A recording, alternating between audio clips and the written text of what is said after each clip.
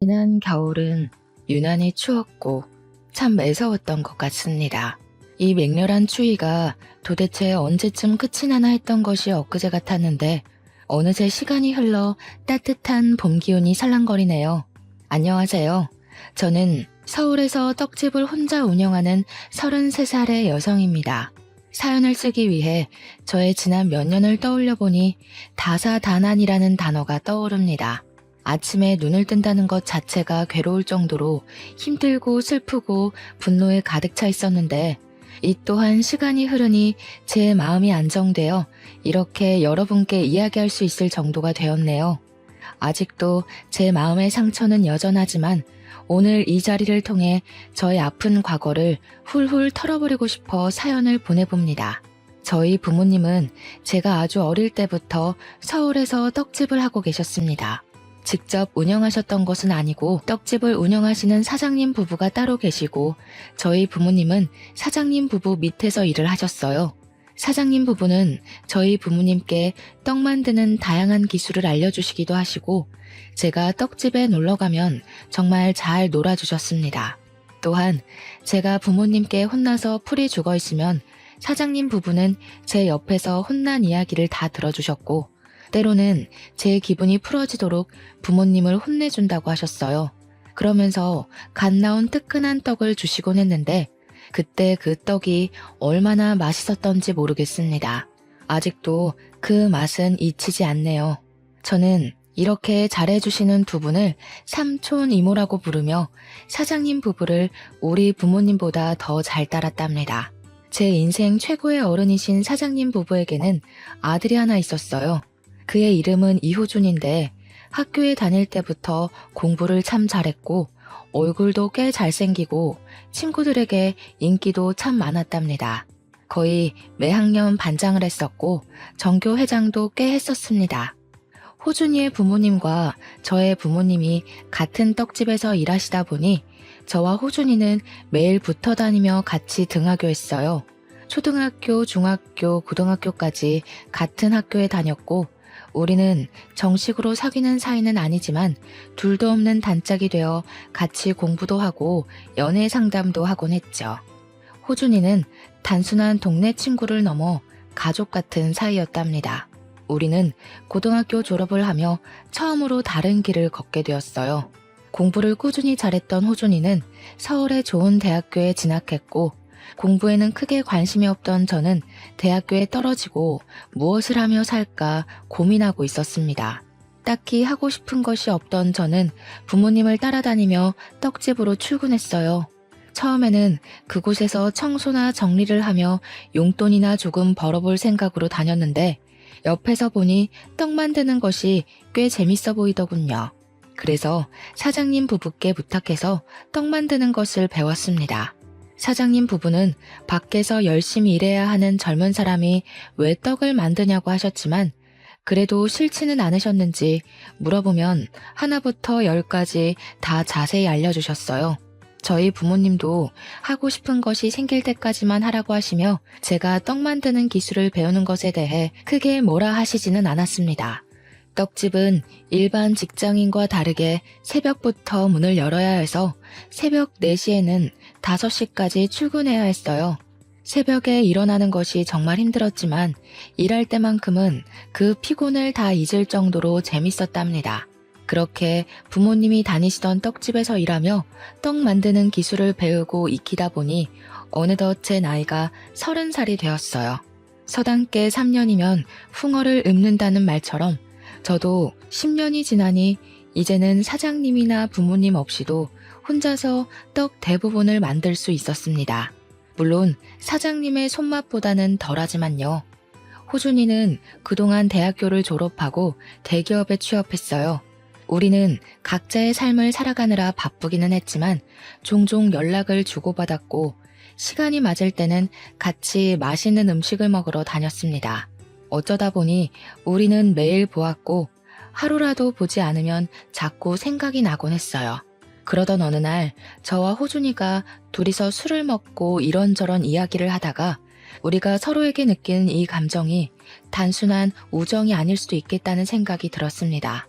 어릴 때부터 옆에 붙어 있어서 심장이 쿵 내려앉는 그런 설레는 감정은 없지만 그래도 없으면 허전하고 보고 싶은 이 감정이 사랑인 것 같았어요.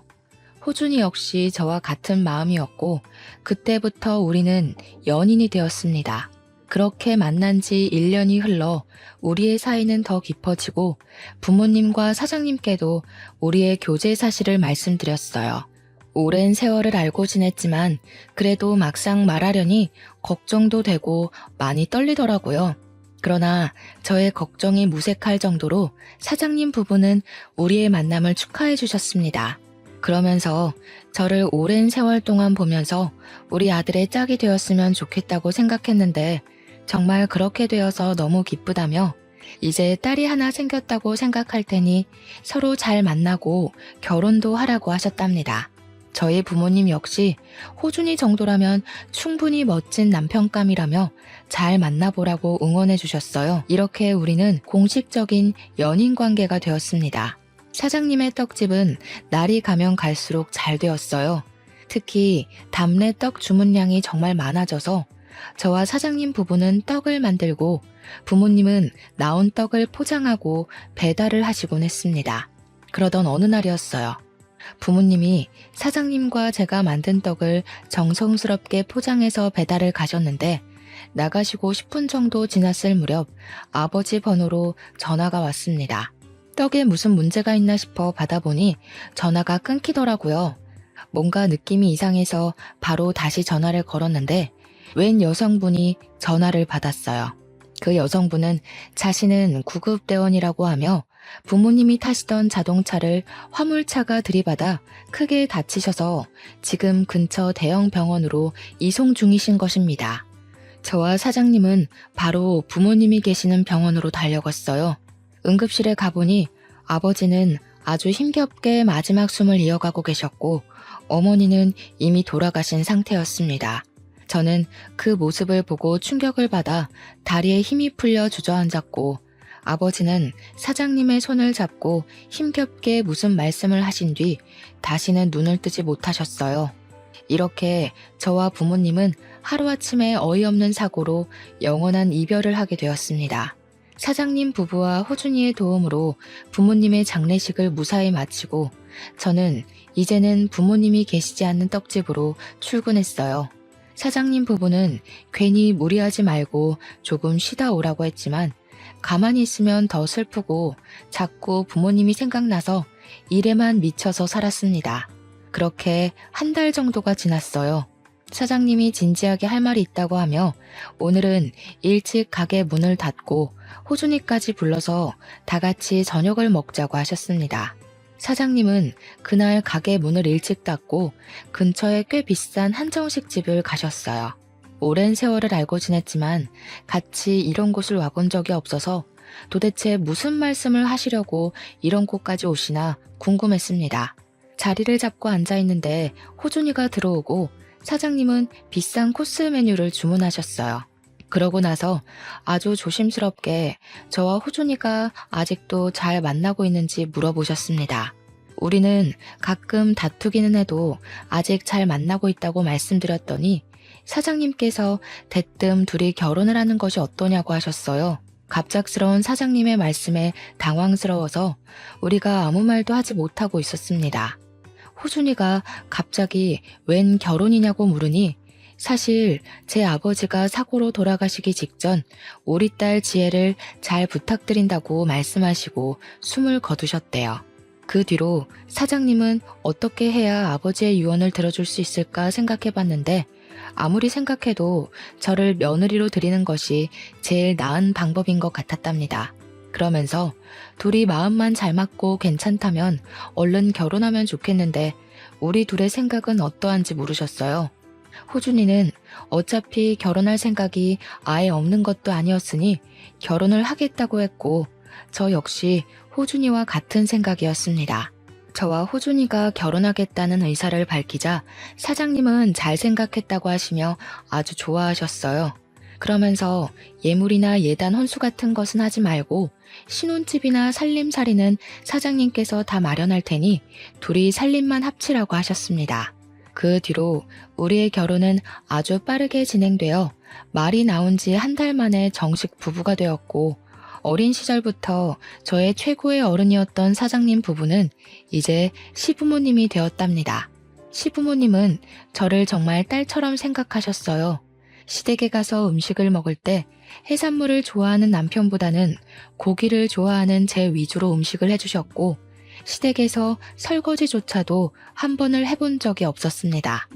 저를 위해 음식을 차려주셨으니 설거지를 하려고 해도 시부모님은 새벽부터 떡집에서도 일하고 집에서도 자기 아들 밥을 차리고 설거지 매일 할 텐데 무슨 시댁에 와서도 설거지냐고 하시며 절대 못하게 하셨어요. 또한 다 같이 TV를 보다가 뭐가 맛있어 보인다고 하면 다음날 아니면 다음 주에라도 반드시 음식을 사오시거나 만들어주셔서 시부모님 앞에서는 맛있겠다는 말도 함부로 하지 못했답니다. 우리가 밖에 나가면 사람들은 다들 저를 시부모님의 친딸로 보았어요. 저는 그런 시부모님을 보면 꼭 돌아가신 부모님이 다시 살아서 오신 것 같았고, 많이 부족한 저를 진짜 딸처럼 잘 챙겨주시는 시부모님을 친부모님처럼 모시고 살아야겠다고 다짐했습니다.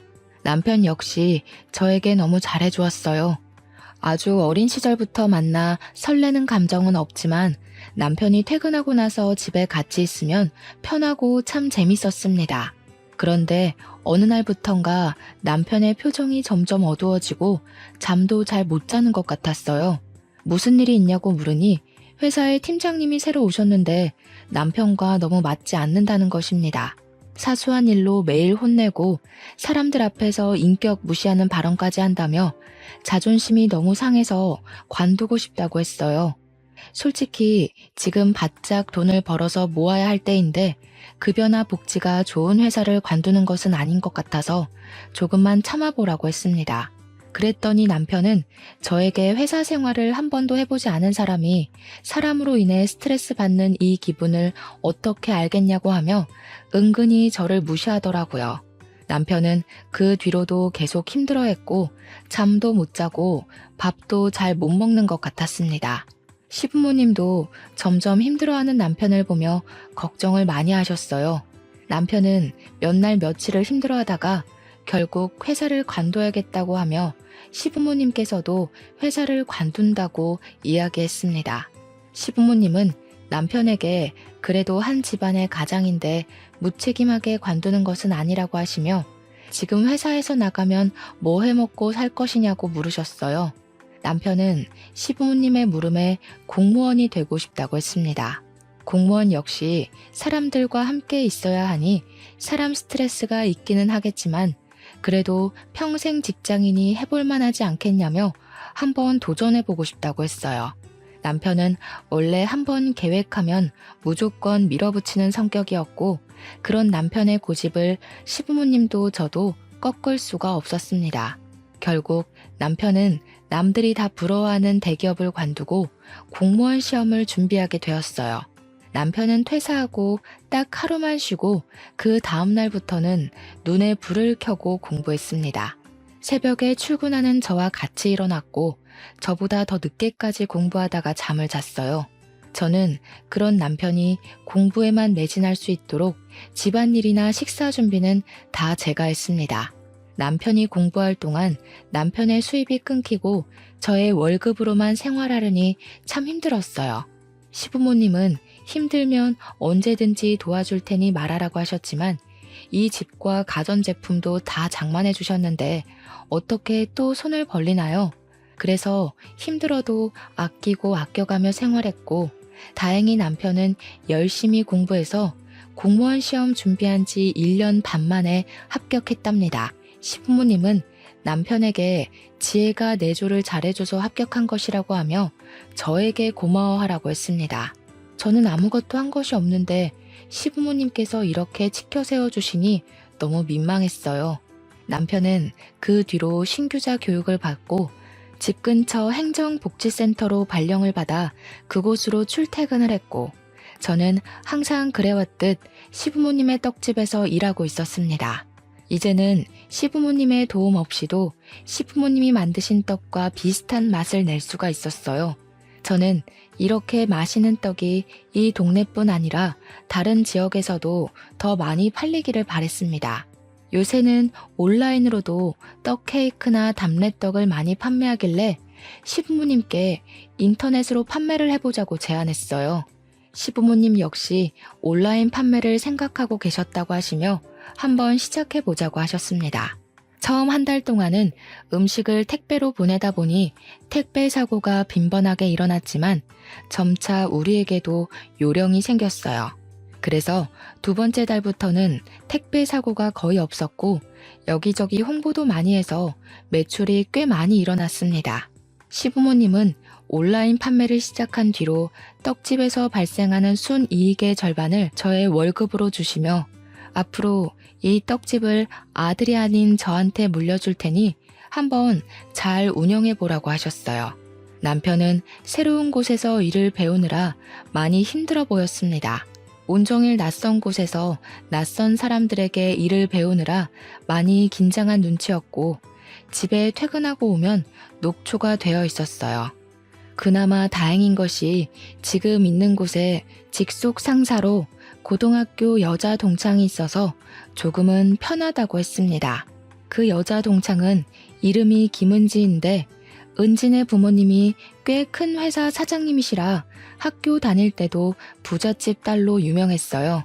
저는 은지가 당연히 아버지 회사에 들어갈 줄 알았는데 공무원이 되었다니 참 신기했고 적응하느라 힘든 남편에게 도움을 주니 참 고마웠습니다. 남편은 은지에게 정신적으로 많이 의지하는 것 같았어요. 행정복지센터에서는 물론 퇴근하고 집에 와서도 종종 카톡을 주고받더라고요. 일이 마치고 집에 왔는데도 직장 상사와 카톡을 주고받을 일이 뭐가 있나 궁금해서 물어봤지만 남편은 회사 업무가 퇴근하고 왔다고 끝이 아니라고 하며 원래 다들 이런다고 했습니다. 사실 저는 떡집 말고 일반 회사에서 일해본 적이 한 번도 없었기에 회사원들은 퇴근하고도 이렇게 계속 업무상의 연락을 주고받나 보다 생각했어요. 그리고 무엇보다 저는 새벽에 출근해서 매일 일찍 잠을 자야만 했기에 남편이 밤늦도록 카톡을 해도 거기에 대해 신경 쓸 겨를도 없었습니다. 하루는 남편이 은지한테 너무 많이 도움을 받는다고 하며 다 같은 고등학교 동창이니 주말에 함께 밥을 먹자고 했어요. 저는 오랜만에 동창을 만날 생각에 그저 좋았습니다. 만나기로 약속한 주말이 되었어요. 저는 그냥 평소에 입던 대로 입으려고 했는데 남편은 그래도 오랜만에 친구를 만나니 예쁘게 잘 차려입고 나가라고 했습니다. 제가 소개팅을 하는 것도 아니고 고등학교 여자 동창을 만나러 가는데 왜 굳이 그래야 하냐고 했어요. 그랬더니 남편은 결혼한 사람이 예쁘게 잘 꾸미고 다니면 서로 보기 좋지 않겠냐고 했습니다. 이 일로 저와 남편은 살짝 투덕거리다가 결국 남편이 골라준 옷을 입고 조금 늦게 식당으로 향했어요. 은지는 이미 식당에 와 있었습니다. 제 기억 속의 은지는 그저 귀여웠던 것 같은데 31살이 된 은지는 키는 작아도 세련되고 여자인 제가 봐도 정말 예뻤어요. 반면에 저는 떡집에서 일하는 흔하디 흔한 아줌마 같아서 뭔가 묘하게 비교되는 듯한 느낌이 들었습니다. 남편은 은지에게 참 상냥했고 은지는 그런 남편의 행동이 꽤 익숙해 보였어요. 제 남편이 그러는 모습이 참 낯설기도 하고 기분이 좋지 않았지만 다 같은 친구이니 그럴 수도 있겠지 하고 말았습니다. 저는 은지에게 남편이 지금 힘든 시기인데 여러모로 도와줘서 고맙다고 했어요.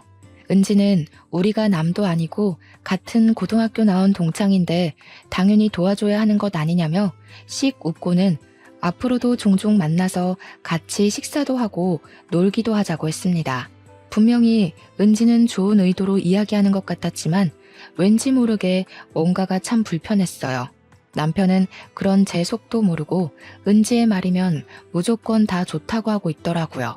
남편과 은지는 좋았지만 저는 그 식사 자리가 참 불편했습니다.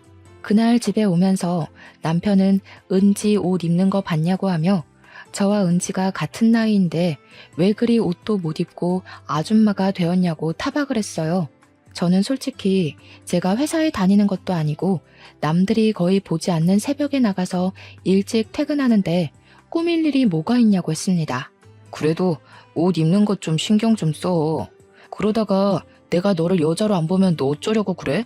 그때 가서 후회하지 말고 평소에 관리도 좀 하고 옷 입는 것도 신경 써, 은지처럼. 아까 식당에서 은지랑 너 비교되었던 거 알아? 누가 봐도 은지는 20대로 보이고 너는 30대로 보이더라. 야, 아무리 그래도 어떻게 나한테 말을 그렇게 해? 솔직히 이런 말 너한테 듣는 거 정말 불쾌해. 그리고 내가 꾸미기 싫어서 안 꾸미니? 네가 잘 다니던 회사 관두고 공무원 시험 본다고 하며 수입이 없는 바람에 아껴 쓰느라 꾸밀 수도 없었잖아. 넌 어떻게 말을 그렇게 하냐? 하긴 너같이 고졸의 떡집에서만 일하던 애가 사회생활이 힘든지 어떤지 어떻게 알겠어. 그리고 솔직히 말해서 너 같은 애가 나같이 좋은 대학교 나오고 공무원 남편 어디서 구할 수 있을 것 같아? 부모님이 한순간에 돌아가셔서 불쌍해서 결혼해줬더니만 어디에서 지금 큰 소리야? 저는 남편의 말에 크게 상처를 받았고 그날 집에 들어와서까지 싸웠고 돌아가신 부모님 생각이 나서 펑펑 울었어요. 다음날 전날 밤에 우는 바람에 눈이 팅팅 부은 채로 떡집에 출근했습니다. 눈도 붓고 잠도 거의 못 잔 채로 출근한 저를 본 시부모님은 무슨 일이 있었냐고 걱정하셨어요. 저는 말을 하지 않으려 했지만 시부모님이 너무 걱정하시고 자꾸 물어보셔서 어쩔 수 없이 어제 있던 일을 다 말씀드렸습니다.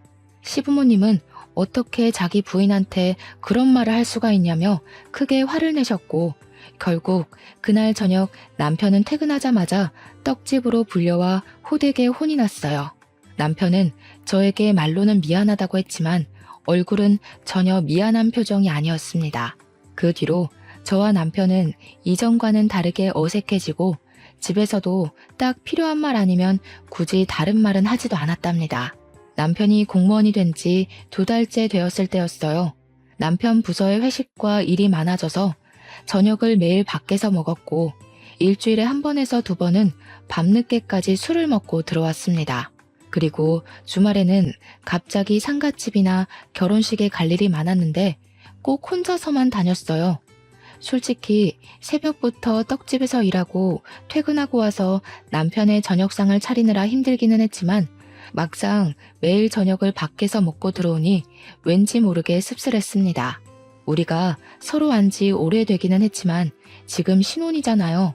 그런데 남편은 항상 밖으로만 다니고 저는 집에만 있으니 결혼해도 외로웠고 항상 혼자만 있는 기분이었습니다. 시부모님은 이런 우리의 모습을 보며 걱정을 하셨고 남편만 따로 불러서 저한테 잘해주라고 말씀하셨지만 여전히 남편은 밖으로만 돌아다녔어요. 그러던 어느 날이었습니다. 떡집에서 퇴근하고 집에 오다가 옆집에 사는 언니를 만났어요. 이 언니는 처음에 여기로 이사 오면서 우연히 알게 되었는데 저보다 나이는 3살이 많고 혼자 살고 있었습니다. 언니가 저에게 그동안 잘 지냈냐고 하며 신혼인데 남편이랑 사이는 어떠냐고 물어봤어요. 저는 남편이 일 때문에 바빠서 얼굴도 잘 보지 못한다고 했습니다. 언니는 저의 이야기에 심각한 표정을 지으며 사실 언니가 요새 저녁에 시내의 음식점에서 아르바이트 하는데 남편이 다른 여자와 시내를 다니는 것을 몇 번이나 봤다는 거예요. 아무리 봐도 저는 아닌 것 같은데 다정하게 손을 잡고 거의 매일 저녁 7시에서 9시 사이에 나타난다고 했습니다. 그러면서 언니는 솔직히 이 말을 할지 말지 많이 고민했지만 그래도 말은 해야 할 것 같다는 생각에 조심스럽게 말한다고 했어요. 제가 어제도 봤냐고 했더니 어제는 7시 정도에 시내에서 팔짱 끼고 걸어 다니는 것을 봤다고 했습니다. 그러면서 혹시나 해서 사진을 찍었다며 언니가 찍은 사진을 보여줬는데 보니까 남편과 은지가 팔짱을 끼고 누가 봐도 연인처럼 걸어 다니고 있었어요. 그 전날에도 사진을 찍었는데 역시나 남편과 은지였습니다. 저는 일단 언니에게 그 사진을 받은 후 집에 들어가서 남편에게 전화했지만 받지 않았어요. 의심은 가는데 전화는 받지 않으니 화가 잔뜩 난 저는 남편이 전화를 받을 때까지 계속 전화를 했습니다. 한 5번 정도 전화를 하니 그제야 남편이 전화를 받았고 바쁜데 왜 이리 전화질이냐고 짜증을 냈어요. 저는 당장 따지려다가 일하고 있으니 참고 오늘 반드시 해야 할 말이 있으니 퇴근하면 바로 들어오라고 했습니다. 남편은 겨우 그 말 하려고 전화했냐고 하며 그냥 전화를 끊어버렸어요. 그날 남편은 자정이 되어도 제가 출근하는 시각인 새벽 4시가 되어도 집에 들어오지 않았고 전화도 받지 않았습니다. 결국 저는 뜬 눈으로 밤을 새운 채 출근했고 시부모님은 초췌해진 제 얼굴을 보고 무슨 일이 있냐고 물어보셨어요. 남편이 다른 여자를 만난다는 사실을 말씀드리려다가 아직 확실한 것도 아니니 그것은 말씀드리지 않고 남편이 집에 들어오지 않았다고만 이야기했습니다. 시부모님은 결혼한 지 얼마나 됐다고 외박이냐고 하며 잠도 한숨도 못 잔 것 같은데 컨디션이 좋지 않은 날에는 일하면 사고 나니 오늘은 집에서 쉬라고 하셨어요. 저는 괜찮다고 일을 한다고 했지만 시부모님은 기어이 저를 집으로 보내셨고 시부모님의 성화에 어쩔 수 없이 집에 갔습니다. 그런데 현관문을 열고 들어가니 뭔가 이상했어요. 저는 분명히 불을 다 끄고 나왔는데 집안 불이 다 켜져 있었어요. 게다가 현관에는 남편의 신발과 웬 여자의 신발이 나란히 놓여 있더라고요. 저는 설마 하는 마음으로 집에 들어갔습니다. 부엌에서 남편의 말소리가 들려 가보니 남편과 은지가 나란히 앉아 제가 한 밑반찬을 먹으며 신혼부부처럼 아주 다정하게 이야기를 나누고 있었어요. 순간 피가 거꾸로 솟고 눈이 뒤집히며 화가 나 온몸이 부르르 떨렸습니다. 저는 남의 집에서 둘이 뭐하는 짓이냐고 하며 소리쳤고 분노에 찬 저의 소리에 남편은 깜짝 놀라 출근해야 할 이 시간에 여기에 왜 있냐고 물어봤어요. 너 그동안 회사에서 일한다고 해놓고서 은지 얘랑 같이 있었지? 어제 옆집에 사는 언니가 그러더라. 저녁 시간에 네가 어떤 여자랑 같이 손잡고 팔짱 끼고 다정하게 다닌다고. 그래. 나 은지랑 만난 지 조금 됐어. 지질이 궁상인데다가 떡만 만드는 네가 이제 더는 여자로 안 보여. 네가 인물이 좋기를 하니, 집이 잘 살기를 하니, 아니면 여자로서의 매력이 있기를 하니. 아무리 생각해도 내가 너와 함께하는 미래는 행복하지 않을 것 같아. 그런데 은지는 예쁘지, 집안도 좋지, 매력도 있지. 이런 여자가 날 좋아한다는데 내가 왜 거절해? 안 그래? 어떻게 네가 나한테 그럴 수 있어? 아니 그럼 도대체 나랑 왜 사귀고 왜 결혼했어 왜? 한순간에 부모님 다 잃고 고아가 되어버린 네가 너무 불쌍했거든. 단순히 네가 불쌍해서 느끼는 연민의 감정이었는데 그게 사랑이라고 착각했지 뭐야. 내가 너와 결혼한 건 순수하고 젊은 시절의 내 실수였어. 사실 그동안 나와 은지 매일 데이트했고 우리는 서로서로 강력히 원하고 사랑해. 그리고 솔직히 대학교도 나오지 못하고 그깟 떡집에서만 일하는 너보다는 같은 공무원의 대학교 졸업한 은지가 나랑 더 잘 어울리지 않겠니? 그러니까 네가 이쯤에서 포기하고 물러나. 그러면 내가 위자료 섭섭지 않게 챙겨줄게. 너희 바람을 피워놓고선 뭐가 이리 당당해? 지금 이렇게 잘못하다 걸렸으면 무릎 꿇고 사과라도 해야 하는 거 아니야? 진짜 너무 황당해서 말이 다 나오지 않는다. 아, 피곤하다. 나랑 은지는 출근 전에 좀 자야겠으니까 온 김에 우리가 먹은 그릇 설거지나 하고 있어. 우리는 들어가서 좀 잘게. 어제 밤을 새웠더니 너무 피곤하네. 남편은 은지를 데리고 큰 방으로 들어가 문을 잠가버렸습니다. 저는 한순간에 동창에게 부부 침실을 빼앗긴 이 상황이 너무 황당해서 그대로 멍하게 있다가 구역질이 날 것 같아 집을 뛰쳐나갔어요. 밖은 아직 어두웠고 공기는 무척 차가웠습니다. 차가운 공기를 가로지르며 넋이 나가 걷고 또 걸었어요. 한참을 멍한 상태로 걷다가 정신 차리고 보니 떡집 앞이었습니다. 시부모님은 떡집에서 일하시다가 정신이 나간 채로 문 앞에 있는 저를 발견하시고는 깜짝 놀라셨어요. 시어머니는 일하시다가 말고 나오셔서 도대체 둘이 무슨 일이 있는 것이냐고 물으셨습니다. 저를 걱정스럽게 보시는 시부모님의 얼굴을 보니 갑자기 눈물이 왈칵 나더니 어린아이처럼 대성통곡을 했어요. 어머니는 그런 저에게 아무것도 묻지 않고 그저 어깨를 토닥이시며 안아주셨고 저는 따뜻한 어머니의 품 안에서 한참을 울었습니다. 저의 울음이 어느 정도 그쳐지고 진정되자 어머니는 도대체 무슨 일이 있는 것이냐고 물어보셨어요. 저는 그동안 남편이 집에 매일 늦게 들어왔던 것부터 조금 전에 제가 집에서 보고 들은 이야기까지 하나도 빠짐없이 다 말씀드렸더니 나의 이야기를 들으시던 시아버지는 처음에는 욕을 하시다가 지금 신혼집 안방에서 둘이 같이 누워있다는 이야기를 들으시고는 작동하던 모든 기계를 다 꺼버리셨어요. 그러고서는 오늘은 장사하지 않는다고 하시며 가게 문을 닫으시고는 바로 우리 집으로 향했습니다. 시아버지는 집에 들어가자마자 바로 큰 방으로 들어가셨는데 그곳에는 남편과 은지가 서로 껴안고 누워서 잠을 자고 있었어요. 시끄러운 소리에 남편이 눈을 뜨고 이어서 은지가 눈을 떴는데 저와 시부모님이 앞에 있자 깜짝 놀라더라고요. 아버지는 화가 잔뜩 나셔서는 남편을 그야말로 개패듯이 때렸습니다. 내가 너를 이렇게 가르쳤냐? 어떻게 너 하나만 보고 결혼한 지혜를 이렇게 배신할 수가 있어? 네가 그러고도 사람이야? 이 얼빠진 놈아. 아버지, 그만 좀 때리세요. 아버지가 이러셔도 저 어쩔 수 없어요. 제가 진짜 사랑하는 사람이 은지인데 어쩌라고요. 이놈의 자식이 뭘 잘했다고 지금 눈 똑바로 뜨고 말댔구야. 이런 놈은 더 맞아야 해. 맞아야 정신을 차리지. 시아버지는 남편을 사정없이 때렸습니다. 사실 시아버지가 학창시절에 핸드볼 선수여서 손이 꽤 크시고 힘도 정말 세셔서 남편이 맞을 때마다 소리가 엄청났어요. 많이 아플 텐데도 남편은 아버지와 제게 절대 잘못했다는 이야기는 하지 않았습니다. 아버님, 그만하세요. 이러다가 호준이가 죽겠어요. 정말 아들이 죽을 때까지 때리실 작정이세요? 이게 뭘 잘했다고 큰 소리야? 납작 엎드려서 죄송하다고 싹싹 빌어도 모자랄 판국에 당장 이 집에서 나가. 여기가 어디라고 남의 부부 침실에 함부로 기어들어와서는 어디서 이래라 저래라야? 뻔뻔한 년 같으니라고. 전 못 나갑니다. 호준이랑 여기서 같이 나갈 거예요. 두 분이 아무리 뭐라고 하셔도 저와 호준이는 영원히 사랑하고 끝까지 함께 할 겁니다. 그러니 저한테 나가라고 이야기하지 마세요. 두 분도 호준이 이제 그만 괴롭히시고요. 애초부터 사랑하지도 않은 사람이랑 결혼을 시키신 건 두 분이세요.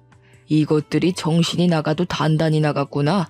이 집 내가 마련한 집인 건 알지? 둘 다 당장 나가. 이호준, 이제 넌 내 아들 아니다. 나 너 호적에서 파버릴 거야. 그러니까 나가서 다시는 내 눈앞에 나타나지 마. 갈아 마셔도 시원찮을 놈들 같으니라고. 시부모님은 잘못을 인정하지 않고 오히려 당당한 남편과 은지를 집에서 내쫓아 버렸습니다. 저는 둘이 쫓겨나가는데 속이 후련하다기보다는 그저 눈물이 났어요. 도대체 이게 무슨 상황인가 싶고 왜 제게 이런 일이 생기나 싶었습니다. 시어머니는 저를 안아주시며 어깨를 토닥여 주셨고 시아버지는 둘이서 당장 갈라서라고 하셨어요.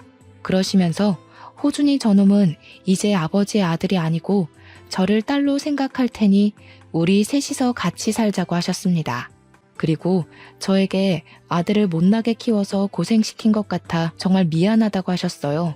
저는 시부모님의 손을 꼭 잡으며 저의 마음 알아주시고 위로해 주셔서 감사하다고 했습니다. 시부모님의 말씀에 너무 감사해서 울고 남편 때문에 화나서 울고 정말 이날은 온종일 펑펑 울기만 했네요. 시부모님은 제가 괜찮다면 일단 이 집에서 시댁에서 같이 살자고 하셨어요. 이미 남편의 마음은 되돌릴 수 없을 정도로 떠났으니 이혼해야겠다는 생각이 들어서 알겠다고 했습니다. 그 길로 저는 제 짐을 다 챙겨서 시댁으로 들어갔어요.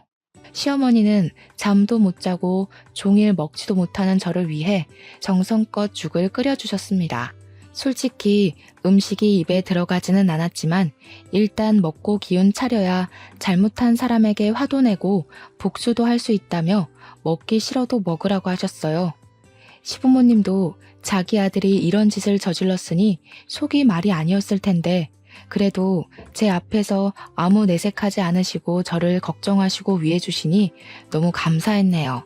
시부모님은 이제부터 여기가 우리 집이라 생각하고 뭐 하려고도 생각하지 말고 편히 지내라고 하셨습니다. 저는 그런 시부모님께 너무 감사했고 이분들의 진짜 딸이 되어 평생 모시고 살겠다고 다짐했어요. 혼돈의 하루가 지나고 다음 날이 되었습니다. 잠을 설치기는 했지만 조금 쉬니 마음이 많이 진정되었어요. 시부모님은 이미 새벽에 출근하셨는데 그 와중에도 시어머니는 저의 아침상을 차려주셨습니다. 식탁 위에는 당분간 집에서 쉬며 마음을 잘 추스르라는 쪽지가 있었어요. 그 쪽지를 보고 밥상을 보니 또 눈물이 왈칵 났고 저는 울면서 어머니께서 차려주신 밥을 겨우 먹었네요. 밥을 먹고 기운이 생긴 저는 바로 이혼 서류를 작성해서 남편을 만나러 갔습니다. 남편에게 남편이 근무하는 복지센터 근처의 카페에서 만나자고 하고 기다리는데 남편과 은지가 같이 들어오더라고요. 제가 이혼 서류를 내미니 남편은 기다렸다는 듯이 바로 이혼하자고 했습니다. 이혼해줘서 고마워. 사실 네가 고등학교밖에 나오지 않았고 그동안 떡만 만들었다길래 무식할 것 같아서 말이나 잘 통할까 싶었는데 그래도 잘 알아먹고 먼저 이혼하자고 하니 다행이네. 뭐 이렇게 되었으니 너도 이제 앞으로는 잘 먹고 잘 살길 바래. 참, 여기 오는 길에 내가 돈 좀 뽑았어. 위자료라 생각하고 이 돈 받고 예쁜 옷도 좀 사드리고 해. 그래야 얼른 남자 만나서 시집가지. 안 그래? 은지는 마지막 순간까지 제 속을 후벼 팠습니다. 제 앞에서 아주 거만한 표정으로 돈봉투를 주고 전 남편의 팔짱을 끼고 나가는데 정말 화가 머리 끝까지 났어요. 당장 머리채라도 붙잡고 싶었지만 카페이고 손님도 많아서 일단 참았습니다. 솔직히 결혼해서 같이 산 날도 얼마 되지 않았고 아이도 없으니 그냥 조용히 이혼하려고 했는데 그 거만한 꼬락서니를 보니 도무지 안 되겠더라고요. 저는 이들이 절대 잘 살지 못하도록 복수하기로 마음을 먹었습니다. 어떻게 하면 그들이 가장 힘들어할지 생각을 하다가 남편이 공무원이 된 것을 아주 자랑스럽게 여기던 것이 생각났어요. 그리고 남편이 행정복지센터로 발령받은 지 6개월이 안 돼서 아직은 정식 공무원이 아닌 15기간이었습니다. 제가 알기로는 이 15기간에 공무원으로서 자질이 부족하다고 판단되는 경우 잘릴 수도 있다고 들었어요. 바로 이 점을 이용해서 복수하기로 했습니다. 저는 일단 옆집 언니에게 받았던 남편과 은지의 데이트 사진을 프린트했어요. 사진 밑에는 이호주는 결혼까지 한 자기 부인을 버리고 같은 곳에서 같은 공무원으로 근무하고 있는 은지와 바람이 나서 이혼을 요구하고 있다는 글을 적었습니다. 그리고 무기명으로 남편이 근무하고 있는 행정복지센터에 사진을 퀵으로 보냈어요. 2시간 정도나 지났을까요? 남편에게 전화가 왔는데 화가 아주 잔뜩 나 있더라고요. 너 어떻게 사람 뒤통수를 이렇게 칠 수가 있어? 네가 보낸 사진 때문에 공무원에서 잘렸어. 내가 어떻게 된 공무원인데 이제 어찌할 거야? 내 인생 어찌할 것이냐고. 무슨 소리를 하는 거야? 사진이라니? 나는 그런 거 없는데? 솔직히 내가 그랬다는 증거라도 있어? 이거 시침이 떼는 것 좀 봐. 그런 사진 보낼 사람이 너밖에 없는데 모른 척하지 마. 어떻게 은지한테 돈까지 받고 이런 짓을 벌여? 이럴 거면 은지한테 받은 위자료 다시 내놔. 그게 얼만지 알아? 자그마치 1,000만 원이야. 다시 다 내놔. 그럼 이 위자료 다시 반환하고 우리 이혼 소송해볼까? 아무 잘못 없는 내가 유리할까? 아니면 바람 피운 네가 더 유리할까? 남편은 제 말에 아무 말도 하지 못했습니다. 저는 남편에게 바람 피운 사람들끼리 만나서 잘 먹고 잘 살아보라고 하며 전화를 끊었어요. 그날 저녁 퇴근하신 시부모님께 오늘 하루 동안 있었던 일을 다 말씀드렸습니다. 시부모님께는 그래도 자식인데 제가 이렇게까지 해서 죄송하다고 했어요. 시부모님은 무슨 그런 소리를 하냐며 이제는 그 자식은 내 자식 아니니까 밖에서 굶어 죽든 말든 신경 쓰지 않을 것이라고 하셨습니다. 그러면서 저에게 통장 하나를 건네주셨어요. 이게 무엇이냐고 물으니 저희 부모님 몫으로 챙겨둔 퇴직금이었는데 그 퇴직금에 돈을 조금 보태서 1억을 만들었다고 하셨습니다. 지금은 너무 몸과 마음이 힘드니 한 달 정도 쉬었다가 이 돈으로 저만의 떡집을 운영해 보라고 하셨어요. 저는 아직 시부모님과 함께 있고 싶어서 거절했지만 시부모님은 이제 떡도 잘 만들고 배울 것은 다 배운 것 같으니 독립해서 더 크게 성장해 보라고 하셨습니다. 이미 두 분이 좋은 가게 자리까지 알아봐 두셨더라고요. 시어머니는 사실 이런 생각은 몇 년 전부터 하고 계셨고 저희 부모님의 유언을 지키기 위해서라도 이 돈을 받아달라고 하셨습니다. 너무 간절히 말씀하시는데 이런 시부모님의 제안을 거절만 하는 것은 아닌 것 같아 마지못해 알겠다고 했네요. 그리고 한 달 후 저는 시부모님의 도움으로 떡집을 차렸습니다. 떡집 이름은 돌아가신 부모님의 이름을 한 글자씩 따서 지었어요. 시부모님이 저의 떡집이 잘 되도록 적극적으로 홍보해 주셔서 처음 치고는 꽤 좋은 성과를 내고 있답니다. 그리고 남편과 저는 숙려 기간을 가진 후 이혼을 했습니다. 전 남편과 은지는 일하던 행정복지센터에서 쫓겨나고 은지는 유부남과 바람피웠던 사실을 부모님도 알게 돼 빈털터리로 집에서도 쫓겨났어요.